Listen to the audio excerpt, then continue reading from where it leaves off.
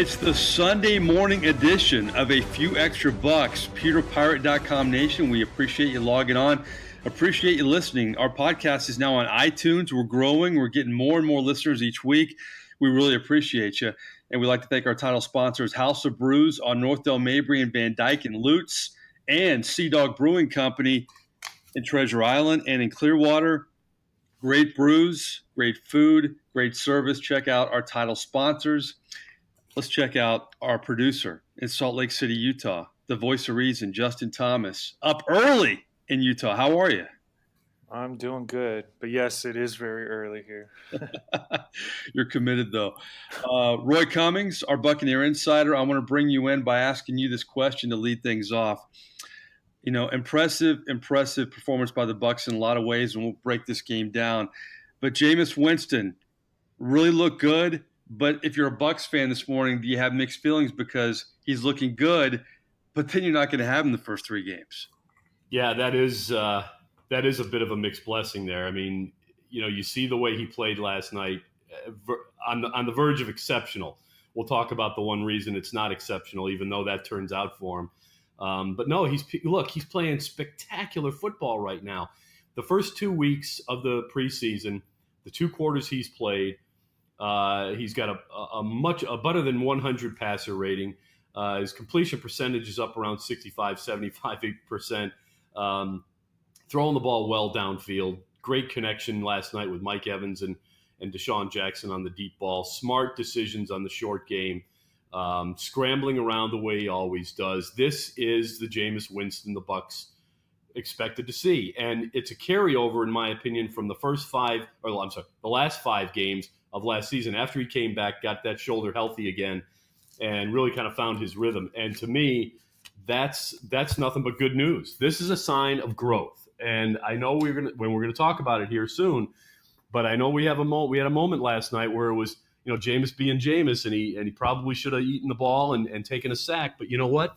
It turns into a touchdown. And we've seen that turn into negative points. But early in a game, that's when you take those chances. You know, think of a baseball game. And I know we might be jumping ahead a little bit, but think of a baseball game. We could do that. It's a podcast. We can do whatever we want. Okay, good. In the second inning, when you think you can leg a double into a triple, that's when you try it.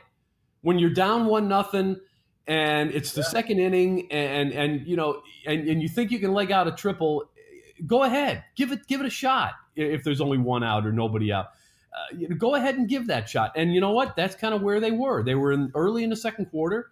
Certainly not out of the game in any way, in a strong position to continue to win.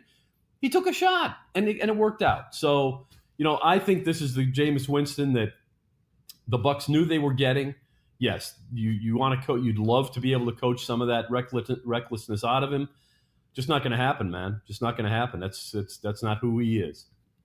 1 quarter of play, 13 of 18, 226 yards, 1 quarter of play. The 91-yard drive, very impressive. Of course, ends with the circus throw to Chris Godwin 8 yards out. And Jameis said afterwards in film, I'm probably going to get yelled at, but at the end of the day, I just got to learn from these. So he's cognizant of that, which is kind of to me, a little different Jameis Winston, because in the past he would always say, I got to be me. I got to be me.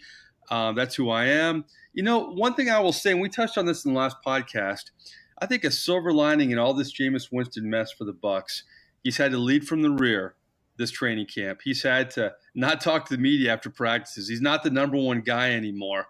And you know how competitive this guy is. I think that has really served him well. Mike, I couldn't agree more. I think the good side of what we're seeing right now, or what's happened to Jameis Winston, as you said, being pushed back to second string for now, even third string in some cases in practice, it seems. He's been humbled. I think he's been humbled by this, number one.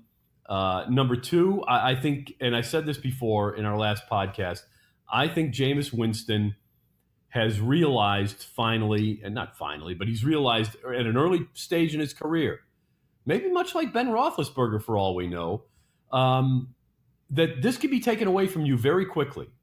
One mistake is all it takes for you to lose everything. And he's got too much to gain. This is what he's fought for all his life. dreamed of all his life. He's now at a point where he's going to get married. He's got a child, a young son, and he wants to do right by him. I think Jameis Winston has grown up in a big way from this.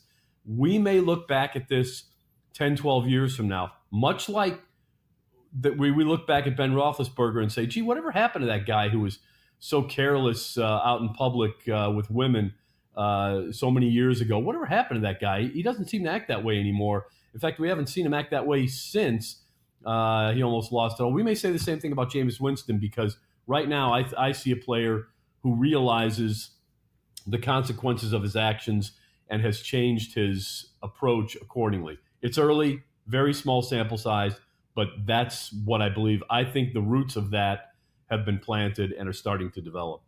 Well, it's interesting you bring up Ben Roethlisberger, where, coming out of Florida State, Jameis Winston was compared to Roethlisberger, and you see the comparisons. I mean, the size, the way he plays the quarterback position. But you see the pass to Chris Godwin, and I keep thinking of Brett Favre, because Brett Favre, his whole career he would do that. And it goes back to the first point that you made. It's, risk reward with Jameis Winston. That's going to be a part of him moving forward. I think a lot of Bucs fans cringe when they saw that pass. And, it's easy to get caught up in the preseason. We talked about that last week too. But I see so much Brett Favre and Jameis Winston. I don't know if that's ever going to go away. No, I don't think it is. And I think, eventually I would think he'll make fewer of those plays, which may be unfortunate, because when he makes them, man, they're ESPN moments. Yeah. And we love it. We absolutely love it. Yes, we cringe, but we love it. It's the thrill of the play. And here's the thing. I think he has so much faith in his receiving core. That's one of the reasons he does this. I mean, he knew what he had down there. He knew he was throwing it up for grabs. He knew he was going to get potentially throw the ball away and lose 3 points at the very least in that situation. But he has so much faith in himself, number one, and so much faith in his receiving core, including a guy like Chris Godwin, that he tries that. I mean, this reminded me of what I think is the quintessential Jameis Winston play, which was that 52-yard pass to Mike Evans against the Bears at Raymond James Stadium a couple years back. I thought about that too, yeah. Yeah, I mean, that is the quintessential Jameis Winston. The Bucs don't want that to be the quintessential Jameis Winston, but that's him. A guy who never gives up on a play, a guy who never believes a play is over, a guy who believes he can make something out of it no matter what, and then does. And yes, he got the comparisons to Ben Roethlisberger coming out of college because of size and his throwing mechanics, arm length, arm strength, that kind of thing. But he's a gunslinger. Brett Favre was a gunslinger, so probably the best comparison for Jameis Winston is Brett Roethlisberger or Ben Favre. Take your pick. Good catch there. It's funny you speak of the receivers, okay? Because this is an amazing stat. Looking at the first two preseason games for the Bucs quarterbacks found 14 different receivers in the second preseason game against the Titans, 17 against the Dolphins. And boy, a couple of highlights. You mentioned Mike Evans, great adjustment on his first deep catch. And how about Deshaun Jackson with the deep ball from Jameis Winston? Now, I never want to get carried away in off-season stuff, but him being in OTAs more, being around Jameis Winston, obviously another year, they look very comfortable together in that deep ball, and that was a great play call as well. Yeah, I agree 100%. And you know what, Mike, we've seen it. You and I have both seen it in practice several times. It's not like this is an anomaly, like, oh, hey, look what they did in the game. No, we've seen this, half a dozen times or more in training camp, in workouts. Jameis Winston hitting Deshaun Jackson, hitting him in stride, perfectly thrown pass. It shows me two things. Number one, I think Jameis Winston, now, he was like this last year in training camp too, and then it all fell apart when the season started. So hope that doesn't repeat. But he was very good with the deep ball last year in training camp as well. Has been so far this year. We're seeing it in games. That's good news. But again, I think it's Jameis Winston's a much better deep ball thrower now. And yes, I think the chemistry with Deshaun Jackson is much better. And what's that a result of? My guess is it's a combination. Yes, they've been around together now for a year. They're not strangers anymore. They're very familiar with each other. That's a big part of it. I think the OTAs is a part of it too. Deshaun Jackson was a much more committed player this past offseason, and he is now. This past week, Mike, well, not the past week, but through training camp. Now, he was a captain last night. He's addressed the team a couple of times already, right at the start of camp. And then again last week, this past week, just before the game when he was a captain. He is taking on a leadership role. And as Dirk Cutter said early on in training camp, this is a guy who's got street cred among all the other players, including Mike Evans, who's a better receiver right now. And, he's got street cred. So when a Chris Godwin sees him, other players see him and hear what he has to say, they believe it and they believe in it. And I think we're seeing a different Deshaun Jackson in almost every facet of the game. I think he's working harder. He's conscientious of his role and his importance to the team as a leader. And I think he's taken that and literally running with it and running away from defenders with it. Yeah, those are good points. It's good to see all of that. And even after practice, you see Deshaun Jackson, running routes for Ryan Griffin, staying late, and speaking to the team. His demeanor on the sideline, everything's different about Deshaun Jackson, and that can only be good for the Bucs. All right, let's talk about the guy who looks to be the starter for the Bucs in the first 3 games, Ryan Fitzpatrick. Not a great night. I never want to get carried away in these preseason games. Ryan Fitzpatrick's been around a long time, but the bottom line, 5 of 13, 46 yards, and no touchdown drives. He said afterwards, I left some throws out there, some stuff I could have done a better job on. But then again, he also referenced he only played a quarter. I didn't have a great rhythm. What's your take on Ryan Fitzpatrick? Yeah, I agree with all that. He looked like he was out of rhythm because there were times when there was a brief period there when he was really sharp on the short passes. Unfortunately, that it all fell apart when they first got into the red zone, which is another issue that we could talk about a little bit. But and he did not connect on the deep ball. So yeah, some concerns there. But I agree with him. Yeah, it's only a quarter. I think he would find his rhythm because you saw it in flashes last night. You saw it here and there. And he really was off just a little bit. I mean, and we're talking, inches as opposed to miles, really, on some of those throws. A lot of them were right there, almost. If you reach out far enough, O.J. Howard catches that pass, or Ronald. He's got to catch that pass, Roy. He needed to catch that. He needed to catch that pass. Yeah, exactly. And so a little more help from his receivers would have probably produced a better result. But at the end of the day, not the best effort from Ryan Fitzpatrick. And as I wrote, and you can read this on pewterpirates.com, my observances from the game last night, observations, I should say. It's Roy's rapid reaction. Say that 3 times. Yeah, Roy's rapid reaction. Yeah, exactly. I said in it, this is why we worry about not having Jameis Winston for the first 3 games, because and that has nothing to do with how well Jameis Winston played. It's all about how Ryan Fitzpatrick played. But you know what? He did great in the first game, not so good in this game. I'm still not worried about Ryan Fitzpatrick, but this is the reason why there is concern about him having to play these first 3 games. Because if he goes out and plays a game or 2 like that last night, if the whole game is like that, they're going to struggle. They're going to have to lean on Chandler Catanzaro, and we think we can. He'll bail him out, but we're not sure yet. Speaking of Chandler Catanzaro, he was perfect last night, but I don't know if it's just watching these Bucs kickers for a long, long time.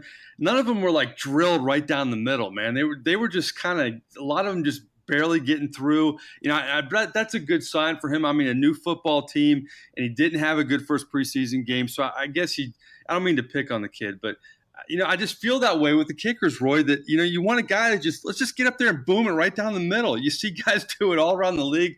But I guess it's baby steps. He was perfect last night. I'm being a little too hard on him. No, you're not. And here's why. We are conditioned after 10 years of, well, I shouldn't say 10 years because there was a while there when the Bucs were okay, actually. But in the last 3-4 years, there's no doubt that the Bucs have struggled the kicker position. They've had trouble finding a guy who can be consistent.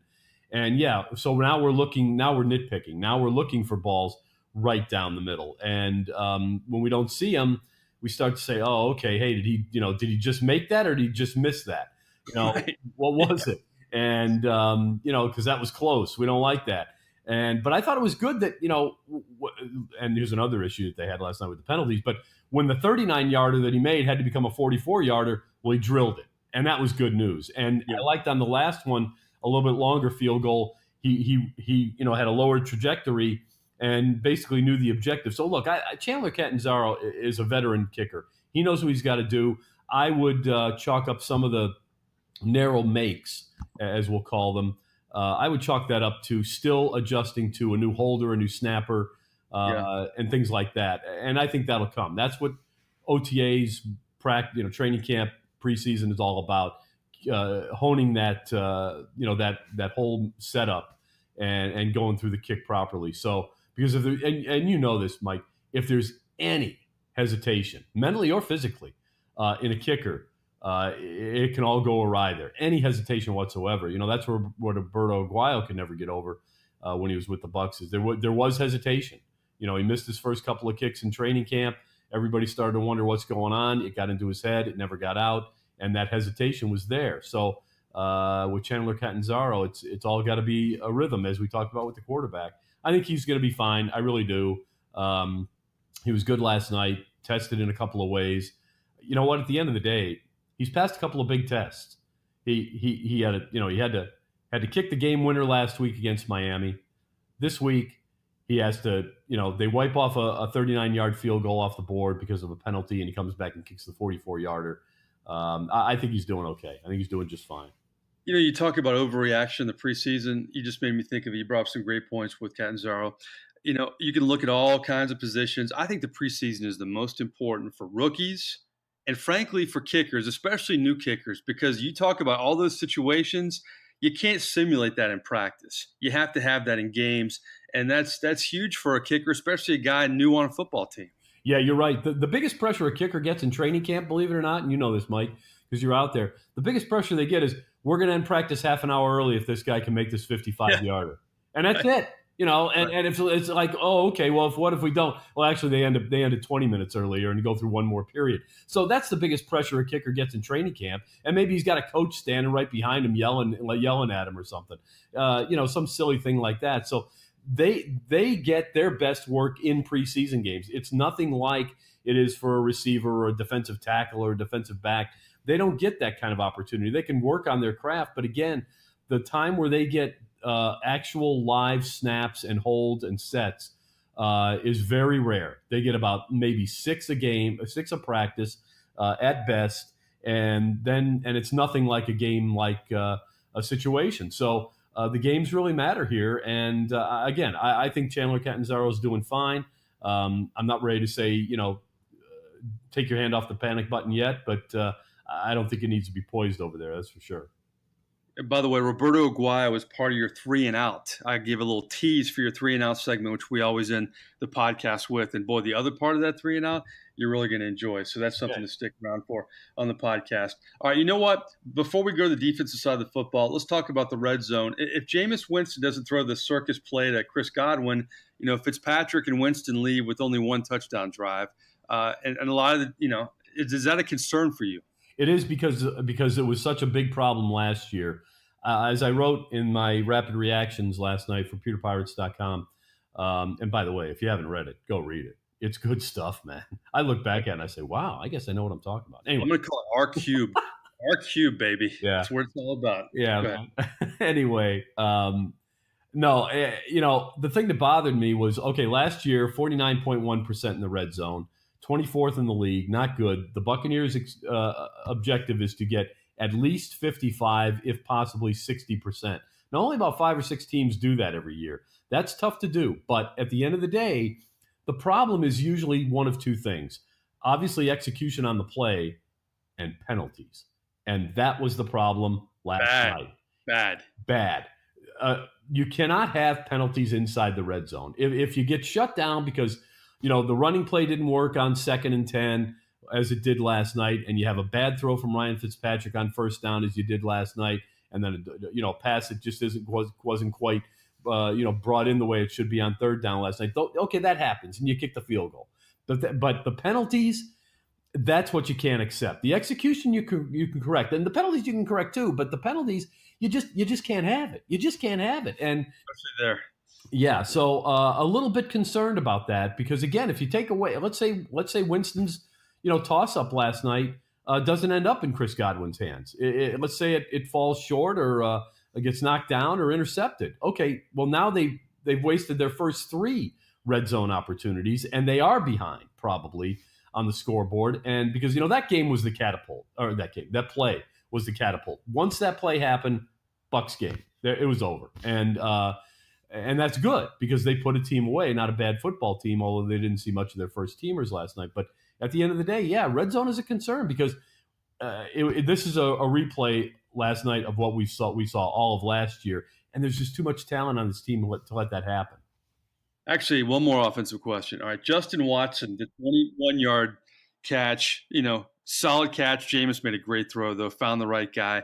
Boy, after you have Mike Evans, Deshaun Jackson, Chris Godwin, Adam Humphries, boy, those extra receivers, that's one of the biggest those are the biggest battles in camp. And that really, to me, shows you two things, Roy. It shows you how talented this roster is, because you couldn't say that in past years because there would be a lot of different battles. That shows you how deep this football team is and how the holes aren't as big as they were in past years either. You know what I like about the depth? Two things. Number one, I love that from what we're seeing right now, there is so much depth at the receiver position that when cut down day comes and then somebody gets hurt, and it's inevitable. It's almost certain to happen. Somebody's going to get hurt. The Bucs won't have to go pick somebody up off the street the way they have the last couple of years and try to bring in somebody from another organization and have them quickly learn the system, so that he can catch 3 or 4 passes, on a Sunday afternoon in a game because they're down a body or two. No, they're going to have a guy or two on their practice squad. Number one, they're going to have another guy on rapid recall, so to speak. They're going to have him on speed dial, and they're going to be able to bring in a guy like a Watson, and if he doesn't make the team, he probably won't. But they're going to be able to bring in a guy like that or Bobo Wilson and say, hey, now we need you to step in and play for us. And they're going to know the system anyway. And that's what's great. And that's very important because that's what the Bucs didn't have. And the other thing I like about it is the guys who don't make the team. And it's hard to know how the Bucs are going to play this, but there might just be a little bit of a wink and a nod to some of the guys who don't get signed to the practice squad that have been in camp. There might just be a wink and a nod saying, hey, do me a favor. If you get a call from the Titans or the Jaguars or Seattle, don't answer it just yet. If you're sitting out there and you're a free agent, because we've got some work for you to do. We got a quarterback who needs receivers to work with, professional level receivers. So we want you to work with Jameis Winston. We're going to pay you a little bit of money here, and I think they can do that. They can certainly do that. They could somehow sign some of these guys to some kind of a services contract and pay them to help out Jameis Winston, and then keep them around. So I mean, those kind of wink and nod agreements happen all the time. Where they say, hey, don't go anywhere. We've got plans for you here, and the system. You're going to be better off here than you are somewhere else. And if the guys agree, they might be able to help out Jameis Winston a little bit while he works out by himself for those 3 weeks, and that's going to be important. Yeah, no doubt. A lot of winks, a lot of nods in mid to late August, especially late August around the NFL. Okay, let's jump to the defensive side of the ball, where I think we have to toot our own horn a little bit. We've already touted Roy's rapid reaction right after the game. If you're a Bucs fan, you can log on to pewterpirates.com and check out his takes, along with our podcasts shortly after the games, if not the next day. We've had some great segments this preseason. We have a lot of one-on-one interviews. Nobody has exclusive one-on-one interviews. We have Got a Minute, which we've had fun with, asking Buccaneer questions, see how many they can answer in a minute. And we also have the defensive star of the game last night. He's been our rookie guy, providing us insight into his rookie diary. How about Mr. MJ Stewart last night?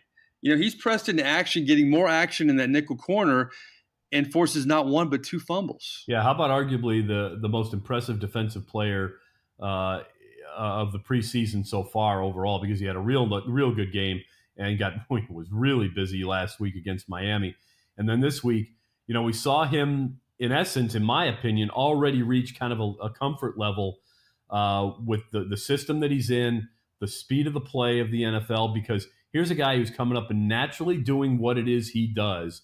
One of the things that the Bucs detected when they watched him on film is he's just got a natural way of it, just instinctive for him. He knows how to strip a ball, and he did it twice last night. He came up from behind after a couple of missed tackles, and while somebody else was making the tackle, here he comes from behind on the first one, the first of 2 forced fumbles, and just punches the ball out from behind. That's instinctive. You can't teach that kind of stuff. I mean, you can try to teach it, but you just got to kind of know how to do it. He does. And then another strip later, and it turns into a big turnover for the Bucs and a takeaway.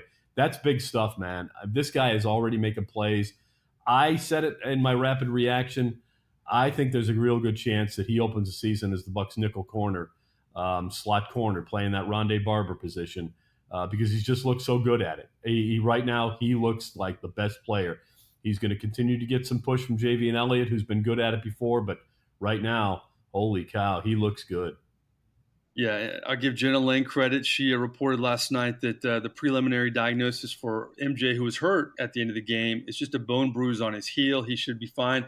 And we'll have that rookie diary this week on peterpirates.com, so we'll get all his reaction to what happened this week up in Tennessee. I know he told us last week he was so excited just to get on the field for his first NFL game in Miami.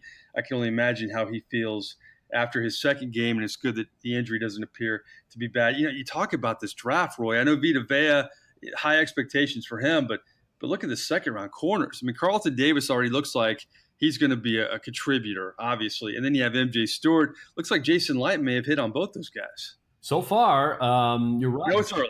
Yeah, it is early, but no, I think they're looking good. But I would before we go too far with that, though, I would caution fans not to get too excited about the play of MJ. And I'm not trying to put a damper or anything, but at the end of the day, you know, defensive backs, it's the toughest position to learn outside of left tackle and quarterback in the NFL, especially for a rookie.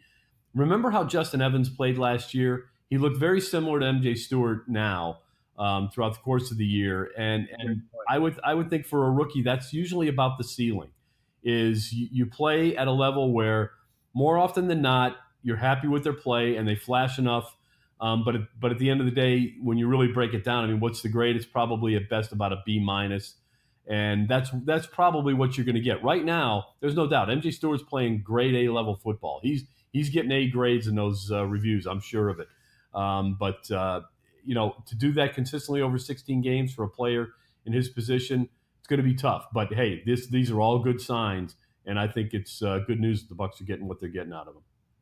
All right, before we get to your 3 and out, I thought the defensive line had a good push last night. There's some good things to see, but the defense had some breakdowns too. Marcus Mariota made some plays early, obviously against the Bucs ones. What really stood out about this Buccaneer defense in its second preseason game, especially early on? Didn't tackle very well. I don't think Chris Conte had a very good game. He missed a couple of tackles. A lot of guys were just kind of sliding off people. You can expect that now again because you just don't tackle enough in practice. Here, people are going to continue to, see this because they just don't tackle enough in practice. And but that was a problem last night.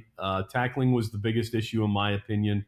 A couple of guys out of their gaps, assignment-wise, not as sharp as they were against Miami, and Mariota took advantage of that, primarily with short passes. I think some of them got caught on their heels a little bit. And I'll say this: I didn't see as much push from the pass rush as you did.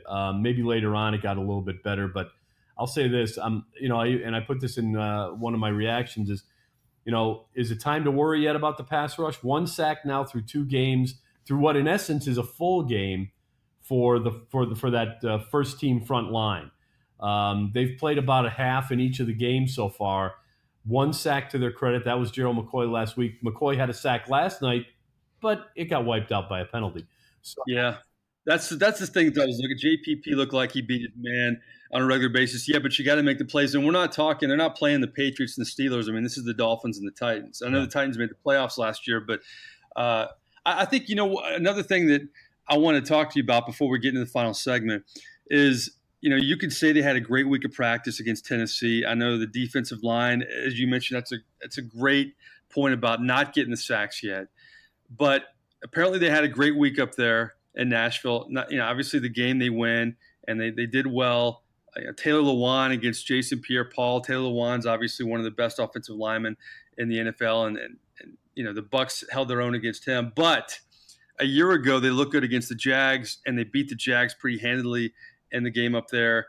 And the Jags go on to win the play in the AFC Championship game, and the Bucs had a Bucs season. So I think you take all this with a grain of salt, don't you? Yeah, I do. I'm not. Again, it's too soon to be worried. It's too soon to it's too soon to get too excited about the 2-0 record and the way the offenses look for the most part, the way Jameis Winston has looked, and it's too soon to be worried about the fact that the pass rush hasn't quite been there on game day and that kind of thing. Again, I always believe you find out what your football team is in the first 3 games of the regular season. That's when you find out. The first quarter of the regular season. That could be scary, Roy. That could be real scary. I know. But until then, you don't really know. Because look, hey, we've seen teams go 0-4 and then go 11-5. We've seen teams go 4-0 in the preseason and go 2-14. It happens. So the preseason just doesn't mean a darn thing. But again, for this team, winning matters. I think in the preseason, every once in a blue moon, and literally blue moon. Does winning in the preseason matter for a football team? I think the Bucs are in that situation now. I've mentioned it a couple of times. I think they have to develop a winning culture, and I think this is helping. It's growing confidence. And the thing about last night, Mike, they won despite red zone problems in the first quarter, penalties galore, especially in the first half. In my opinion, not much of a pass rush from the defense. Defense still was able to finish. They did what they had to do. They got the job done and won the game. And a year ago, all these little problems that we were kind of nitpicking on, not much from the running game last night.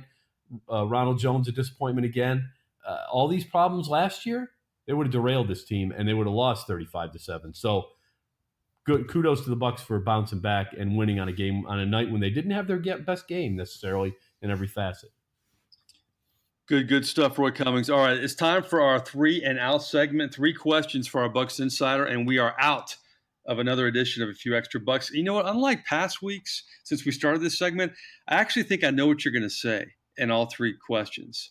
But I think we have to bring it up because I'm curious a little bit on these are hypotheticals, if they could happen for the Bucs. Okay, we talked about Ryan Fitzpatrick. I know you're not worried, and this has been a challenge for the coaching staff because Jameis Winston's not going to be there in the first 3 games, and you have 3 quarterbacks you want to, keep fresh and get different kind of looks at. But Ryan Griffin, I thought, once again had a solid performance in a preseason game, led the game-winning drive against the Dolphins in the preseason opener, and it was 6 of 11 for a touchdown and had 88 passing yards. It's not, his stats aren't, blowing you through the roof there or anything. But, Ryan Griffin, at some point, do you got to give him more meaningful reps? I know the 3rd preseason game is a dress rehearsal. He'll probably get the start in that 4th preseason game, but the other team's not showing anything. Once again, it's garbage time like he's been getting the first 2 games. My first question, the 3 and Out, is it time to give Ryan Griffin more meaningful reps just so you see what this guy has? I'd like to say yes, but no. A couple of reasons. I know, I agree, though. It's a tough thing, but go ahead. It is a tough thing, and here's why. If the Buccaneers were the New England Patriots or the New Orleans Saints, or take any other team out there with a healthy veteran quarterback, you know exactly what you're going to get from him every time you go out there. And you know that he's going to be there for you the first 3 games, you could do that. The Buccaneers are not that football team.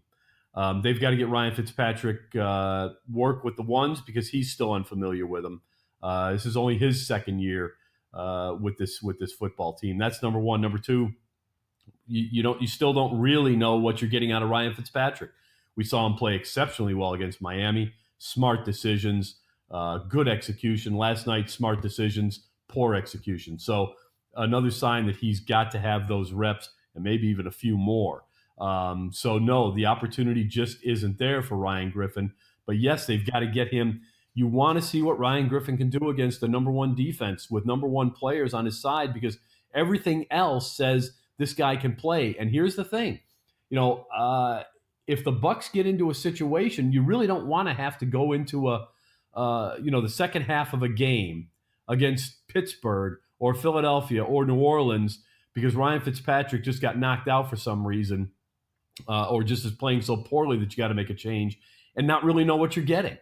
Exactly. It's blind faith, and you don't want to have to do that. But you know what? That's what the Bucs are gonna have to do because they're just not that team. They're not in that situation. They don't have a Phillip Rivers. They don't have an Alex Smith. They don't have a guy who they know exactly what they're going to get from. And so they've got to work Ryan Fitzpatrick and give him the snaps and give Jameis the snaps because they got to get him ready too. And So Ryan Griffin suffers, and you just have to hope the team doesn't suffer at some point in the regular season because they got to turn to him. I just had to throw it out there because I think, we all talked leading into training camp that it may be interesting because Ryan Griffin outplayed Fitzpatrick last camp before getting hurt. But, boy, that opening press conference, Dirk Cutter basically said no. And I'll paraphrase him. He said, Fitzpatrick's our guy. But, yeah, you mentioned it. If Fitzpatrick, let's just say he gets hurt in the next preseason game and Jameis comes in, I guess, and relieves him. Let's say Fitzpatrick has a serious injury, knock on wood. Jameis relieves him in that game. You have your starting quarterback in garbage time in the second half, Roy. It's just a weird situation. It is. And you know what? But Dirk Cutter has acknowledged it. He said, yeah, absolutely, I want to get Ryan Griffin work against the ones. I just can't do it. Maybe the way to do it is to give him more work with the ones in practice and training camp. Unfortunately, even football practice doesn't work that way. It kind of boggles my mind sometimes the way NFL football practices are handled. I would think as much work as these guys get, you could give Jameis Winston and Ryan Fitzpatrick a day or two off here just to rest their arms. Pitchers don't throw every single day. They do get a break here and there. And, a day like today, the Bucs are going to take a break, but a day like today might be a decent time, or tomorrow or whatever his next practice. Put Ryan Griffin in there with the ones and let him work with those ones for a practice and just see what happens, just to get so you can get an idea. But again, you usually don't see that with coaches. They don't want to do that for whatever reason. They don't even want to give up their number one reps to a guy in a situation like this. So it is what it is. I'm telling you, it's scary though. Ryan Griffin, 5th year in the league, but is never taking a snap in a regular season game, not even a kneel down. So that's kind of the situation for the Bucs at quarterback right now. Okay, our second question in our 3 and out. Todd Monken, oh, by the way, Roy, 2-0 as a play caller for the Bucs. Hasn't lost a game. I know it's the preseason. I know we overreact, but on podcasts we can do it. Is it time the Bucs just stick with this formula, keep Todd Monken in there, and let Dirk Cutter do his thing like he's done the first 2 preseason games as they move into the regular season? If they were to decide to do that right now, I wouldn't have an argument with it because, again, it has worked out very well. It's all a matter of, how does Dirk Cutter feel about it? I got to think at this point he's thinking about the possibility, but, he also doesn't want to give up that control when it really matters. This is kind of a test to see, how it goes. But, the other thing is, they're working from a script, and this is something a lot of fans don't know or don't realize about play calling. Part of the job of a coach and an offensive coordinator and everybody throughout the week, is that you spend the week developing a script of plays. The first 15, 20 plays for the offense every week are scripted. You know exactly what you're going to run, and there is no play calling. You're going by the script. And the other thing is the situations are always there. Everybody sees those multicolored cards, those laminated cards. Sometimes they're giant sheets. They look like posters that the coaches have. That's their play call sheet. And what all those little colors are second down and 10 from our own 20 to 30. 3rd and 2 from the opponent's 40-yard line. That's what those situations are. And there's about 3 or 4 plays in each of those little boxes that they choose from. And there's usually an asterisk by one of those plays or something like that, or just from your experience that, okay, this is the play that my quarterback likes the most, but this is the play I like the most. But, here's the play that we run best. And that's where the decision-making comes. So it's not that complicated. It really isn't. It's not like, all of a sudden, you've got one guy picking from a menu of plays that's different than another menu of plays. The menu of plays is all the same, and the options are not that great. It's not like you got 82 things on the board there. You've got about 3 or 4. It's kind of like going to Chick-fil-A. You know what you're getting, and so hey, but you can't have Chick-fil-A on a Sunday. Remember that. So it's pretty simple. So, but again, if they decided that Todd Monken was going to be the guy, okay, I'm fine. Let's see how it works in the regular season. I guess it'll work just fine, but I don't think if they went back to Dirk Cutter, it would be any different. Because again, what's made the Bucs successful for 2 weeks, Mike? Execution. Right. Well, they won 9 games with Dirk calling the plays 2 years ago too. So Bucs fans need to keep that in mind. But I will say this though, Todd Monken calling the plays. I think if you and I and Justin were on the roster, he'd find a way to get us the ball with all the guys catching footballs the last couple of weeks. It's been pretty impressive. Yeah. All right, this is what I've been looking forward to. We've been on for 40 minutes now, our final 3 and out. And who do you think is more heartbroken? Our last question here. If you go to the Bachelorette, and Roy Cummings, a huge Bachelorette fan, right, and I had to do my research, who is more heartbroken? Blake, as he was jilted by Becca in favor of Garrett, or the Bucs watching Roberto Aguayo go 6 for 6 in San Diego, and he's probably going to be their starting kicker? Who's more heartbroken, Blake or the Bucs? There's no question it's Blake. Because now, I'll tell you what. Right now, Jason Light is probably saying, "Where the heck was that when I had you, kid?" But you know, my big spot on my resume, you could have made me look like a hero. I agree with the move. Yeah, that must drive him crazy. He has to. And look, I didn't watch The Bachelor and Bachelorette from the beginning, so I missed the first.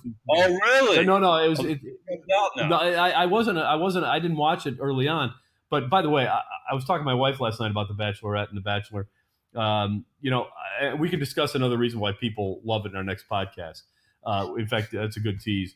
But here's the thing. Okay. I'm not sure I've ever seen anyone as heartbroken, and I've seen some jilted, and some people, like Becca, get picked and then, find out she's not the one. I'm not sure. I didn't have the full history of Becca, but I appreciate that. Yeah, I'm not sure I've seen anyone as heartbroken as Blake. But right now, Jason Light's got to be saying, "Told you, see, told you." We just, fans in Tampa just didn't have enough patience. He would have been fine. All we had to do is hold on to him. But I think it's good that good for Roberto Aguayo. Yeah, the longest one is 39 yards of the 6 field goals. But you know what? We knew the kid had it in him, and it's not like some of these draft picks where they just go and you never see him again. So the fact that he has resurfaced, I think, you're right. Jason Light has to be kind of, what the heck's going on? Why couldn't he do that here? But also maybe a little, I told you so too. Well, listen, my friend, we got it all in. I can't wait to talk more Bachelor next week. That's going to be even more exciting. If you're listening, boy, you gotta be excited about that. Roy Cummings just continues to surprise me. It's unbelievable. I've known you for many, many years, and each podcast I learn more about you. But great stuff. I love the breakdown in so many areas. We're lucky to have you, and I appreciate it. Well, I love being a part of it. I appreciate that. I apologize for some of the coughs in between. I've been fighting a cold all week. So you're a warrior. Yeah, something like that. But thanks, man. Another good one, I think. Yeah, I felt good about that one. Voice of Reason, Justin Thomas, before we say goodbye, any parting shots here?